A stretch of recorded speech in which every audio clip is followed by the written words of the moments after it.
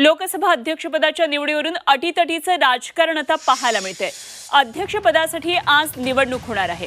एनडीएकडून ओम बिर्ला यांनी पुन्हा एकदा लोकसभेच्या अध्यक्षपदासाठी अर्ज दाखल केलेला आहे आणि इंडिया आघाडीकडून लोकसभा अध्यक्षपदासाठी काँग्रेसचे खासदार के सुरेश यांनी उमेदवारी अर्ज दाखल केलेला आहे।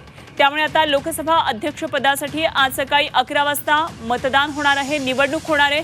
पंतप्रधान नरेंद्र मोदी आज संसदेमध्ये ओमप्रकाश बिर्ला यांच्या नावाचा प्रस्ताव सादर करतील आणि त्यानंतर एनडीएचे घटक पक्षही प्रस्ताव सादर करतील, तर विरोधकांकडून खासदार अरविंद सावंत आणि सुप्रिया सुळे हे के सुरेश यांचा प्रस्ताव सादर करणार आहेत। त्यानंतर अध्यक्षपदासाठी निवडणूक होईल।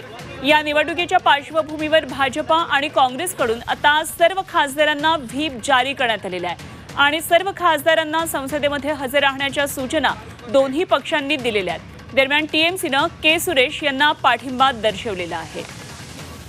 तेव्हा आपण पाहूया नेमकं कुणाकडे किती संख्याबळ आहे ते। एकूण संख्या 542 आहे। सदस्य संख्या बहुमताचा आकडा आहे 272। एनडीएकडे आहेत 293 जागा, इंडियाकडे आहेत 233 आणि तटस्थ आहेत 16। त्यामुळे तटस्थ नेमकी आता काय भूमिका घेत आहेत हे बघणं देखील तितकंच महत्त्वाचं ठरणार आहे। लोकसभा अध्यक्ष कुणाचा याकडे संपूर्ण देशाचं आता लक्ष लागलेलं आहे। संसदेच्या इतिहासात पहिल्यांदाच लोकसभा अध्यक्षांसाठी अशा प्रकारे मतदानानंतर निवड होणार आहे।